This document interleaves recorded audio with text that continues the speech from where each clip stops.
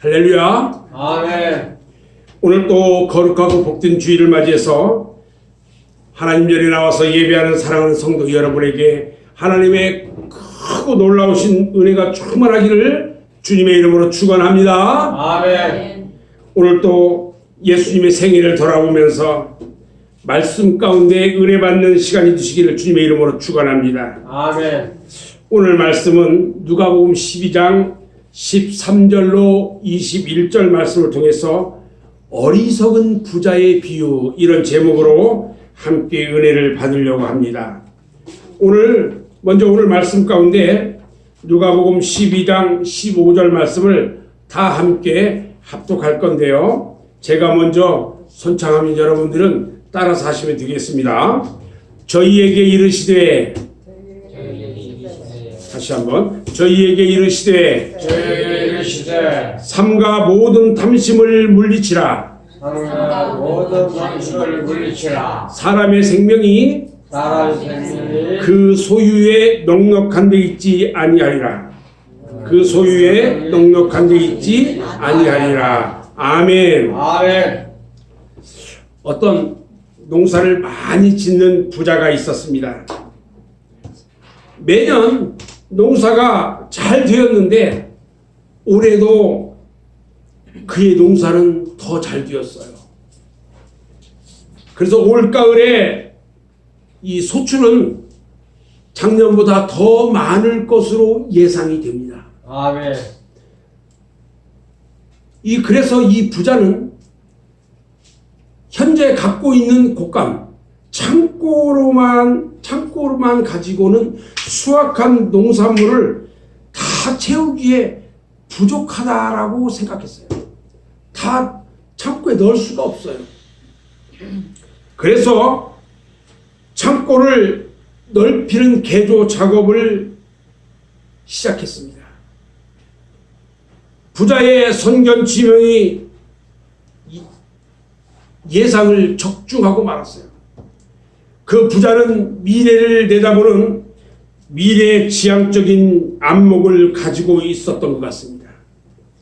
그래서 그해 가을에 그는 풍성한 수확을 거둬들인 다음에 창고마다 거둬들인 가득한 그 곡식을 쌓아두었습니다. 그 모든 곡식을 다 쌓아두고 기분이 좋아진 그는 그날 밤 독백처럼 이렇게 속삭였습니다. 내 영혼아, 내가 여러 해 쓸 물건을 많이 쌓아두었으니 이제는 평안히 쉬고 먹고 마시고 즐거워하자. 그런데요, 그날 밤 우리 하나님께서 이 부자에게 나타나셔서 말씀하시기를, 어리석은 자여, 어리석은 자여, 어리석은 자여, 아멘. 이렇게 말씀하셨어요. 이 사람이요, 이 부자가 우리와 동시대를 살아가는 삶을 살고 있다면 이 사람이 과연 어리석은 사람이라고 손가락질을 받고 살아야 할 이유가 있을까요? 과연 무엇이 잘못되었다는 이야기냐는 겁니다. 이 사람이 만일 현재 살고 있다면 이 부자는 성공한 사람이고 출세한 사람이고 자기의 꿈을 성취한 사람이고 자기의 기업을 성공적으로 정상적인 궤도에 올려놓은 사람인데, 이 사람은요, 모든 사람의 박수도 받고 칭송도 받고 찬양과 존귀를 받기에 합당한 사람이었을 거라는 겁니다. 그럼에도 불구하고 우리 하나님은 말씀합니다. 어리석은 자여. 오늘 본문을 읽다 보니까요, 우리는 이 사람이 크게 오해했던 것을 몇 가지 발견할 수가 있습니다. 그 오해는요, 오늘날 교회에 다니면서 하나님에 대한 이야기를 자꾸 들으면서도 여전히 되풀이되고 있는 우리의 오해일 수도 있다는 것입니다. 그러면 우리의 오해로 어떤 혼돈을 가져올 수 있을까 생각해 봅니다. 첫 번째로요, 수단과 목적을 혼돈합니다. 수단과 목적을 혼돈해요. 우리가 인생을 살기 위해서는요, 창고도 필요합니다. 곡식도 필요합니다. 물질도 필요하고 사업도 필요하고 사업자도 필요합니다. 이런 사실을 성경은 결코 부인하지 않고 있다는 것입니다. 성경은 당연히 해야 될 거라고 말해요. 성경처럼 우리의 현실을 가장 현장감 있게 다루고 있는 책도 없을 겁니다. 기독교만큼 인간의 구체적인 실제적인 요구에 대해서 관심을 가지고 있는 종교가 없습니다. 그러나 이런 것들이요, 과연 우리의 삶의 목적일 것이냐는 겁니다. 우리는 다시 한번 이 질문을 나 자신에게 던져야 할 필요가 있습니다. 나 자신에게 과연 우리의 삶의 목적일까 하고 물어봐야 됩니다. 우리의 삶의 목적이 돈을 버는 것이고 그것이 우리의 삶의 목적의 전부가 될 수 있을까요? 내가 땀을 흘리고 애를 쓰고 돈을 벌고 투자를 하고 지혜를 짜내고 내 모든 힘과 삶의 열정을 다해서 이 목적을 성취하기 위해서 애쓰는 것, 단순히 돈을 수중에 넣는 것이 우리의 삶의 목적이란 말입니까? 이것들은요, 수단일 뿐 목적이 아니라는 사실을 우리는 혼돈하지 말아야 합니다. 적어도 우리가 그리스도인이라면, 그리고 하나님의 말씀을 통해서 삶에 대한 목적을 그리스도 안에서 어떤 정립하기를 원한다면 우리는 이 말씀 안에서 다시 물어봐야 합니다. 이 목적이 분명히 세워지지 않고는 우리는 우리 주변의 불신자들과의 삶, 그들의 삶, 그리고 그들과 다를 바가 없다는 것입니다. 어쩌면 우리가 교회에 나와서 보내는 시간은 시간 낭비에 불과할 수도 있다는 것입니다. 여러분, 목적이 분명해야 합니다. 아멘? 아멘. 두 번째 혼돈이 뭐냐? 이기적 인생의 테두리를 벗어나지 못했다는 것입니다. 누가복음 12장 17절로 19절에 보니까요, 부자의 짤막한 독백이 나옵니다. 우리는 그의 관심과 그의 생각과 그의 의식을 지배하는 가장 중요한 단어가 무엇인지를 찾아보아야 합니다. 보세요. 내가 곡식을 쌓아둘 곳이 없으니 어찌할꼬? 내가 이렇게 하리라. 내 곡간을 헐고 더 크게 짓고 내 모든 곡식과 물건을 거기 쌓아두고 내가 내 영혼에게 이르되 영혼아, 여러 해 쓸 물건을 많이 쌓아두었으니 평안히 쉬고 먹고 마시고 즐거워하자 하리라 그래요. 여러분, 이것은요, 이 부자가 물건들을, 곡식들을, 농사를 잘 져서 창고에 쌓아두고 혼자 독백하고 있는 소리예요. 이 독백하는 속에서 무슨 말이 제일 많이 등장하냐면요, 나라는 말이에요. 내가, 나, 내가. 내 곡간, 내 물건, 내 곡식, 거기까지는 그래도 괜찮습니다. 그 다음 또 이렇게 말하고 있는 것을 볼 수 있어요. 내 영혼, 나의 영혼. 여러분, 내가 내 영혼에게 이르되 내 영혼아. 여러분, 내 영혼, 나의 영혼. 부자는요, 영혼까지도 자기 것인 줄 알고 있었어요. 영혼이 자기 것인 줄 알고 있었어요, 이 부자가. 인생의 마지막 순간에 비로소 뼈아프게 깨닫기 시작하게 되는 겁니다. 그날 밤에 우리의 삶의 주인이시고 그 부자의 생명의 주인이신 하나님이 나타나셔서 이렇게 말씀합니다. 어리석은 자여, 오늘 밤에 네 영혼을 도로 찾아가리니, 네 목숨을 도로 찾아가리니 내가 네 심장을 지금까지 뛰게 했다. 네 몸에 고동소리가 들리게 내가 만들었어. 내가 네 몸의 다리를 돌게 만들었어. 너에게 생명줄을 준 내가 명령할 건데 네 목숨을 돌려줘라. 네 영혼을 도로 찾아갈 거야. 여러분, 우리 주님이요 어리석은 자요 말하는 의미를 알아야 합니다. 여러분, 이 땅에 살아가면서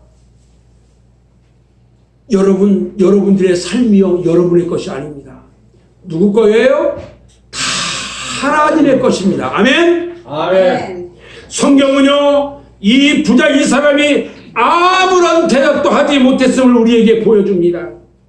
자기가 가지고 있는 모든 것이 자기의 것이 아니라는 사실을 발견하기 시작하자 철저하게 이기주의적이며 자기 중심적인 삶에서 헤어나지 못하는 이 사람의 모습을 보면서 주님께서 이렇게 선언합니다.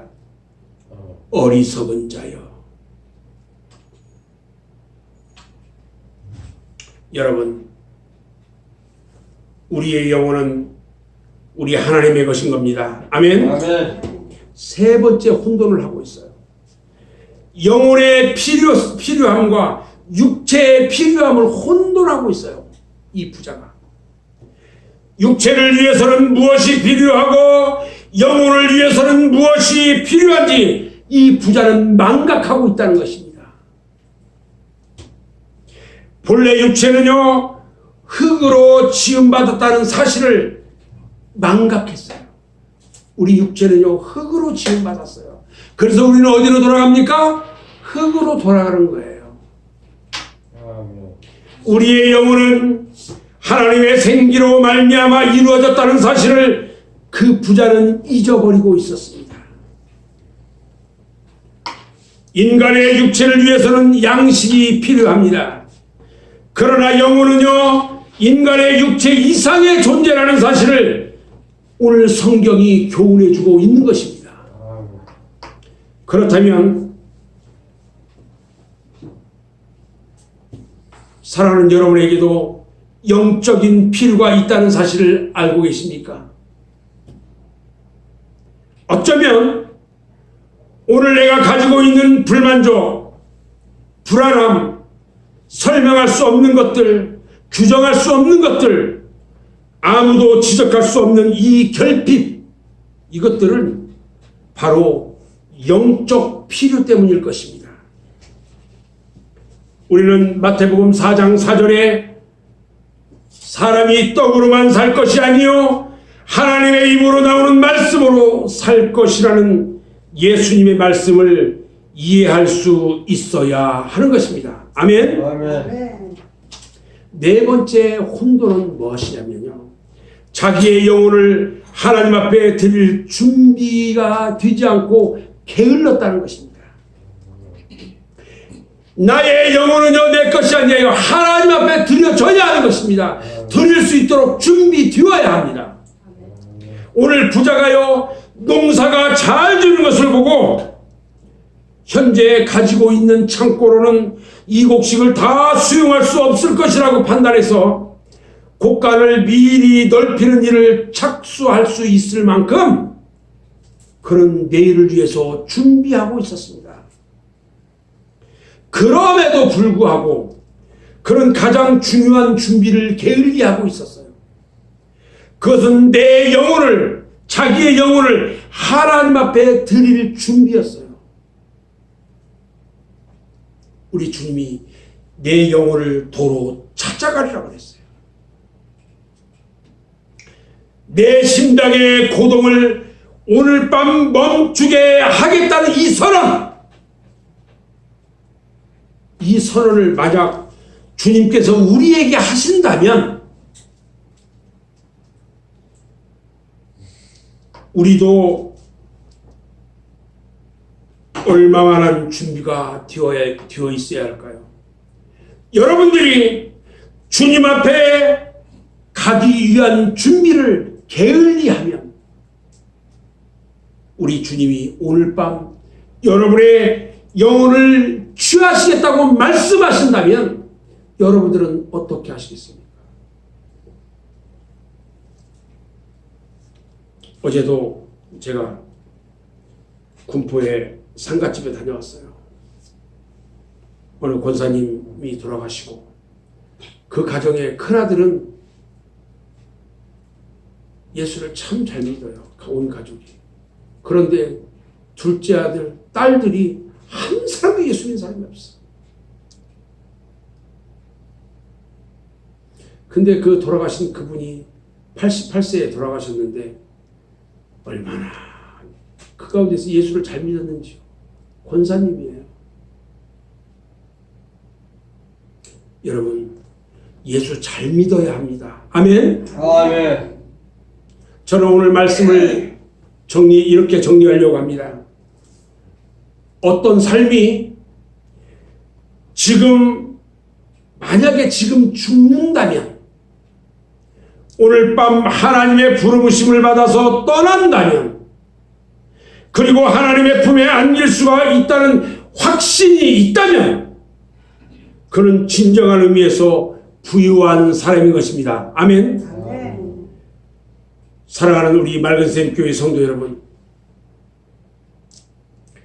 인생의 진정한 목적이 무엇인가를 그리스도 안에서 바르게 발견해야 합니다. 그리고 목적을 세우고 그 목적을 향해서 살아가는 사람은요, 진정한 의미에서 참으로 부유한 사람인 것입니다. 아멘. 이제 여러분 모두는 이 땅에서의 삶이 부유하기보다는 여러분의 영혼이 말씀으로 부유해야 하고, 하나님과 날마다 기도하고 교통함으로 기쁨이 넘쳐야 하고, 날마다 주님을 찬양하며 하나님께 영광을 돌리는 아름답고 복된 삶을 살아가는 여러분 모두가 되시기를 주님의 이름으로 축원합니다. 아멘. 기도하겠습니다.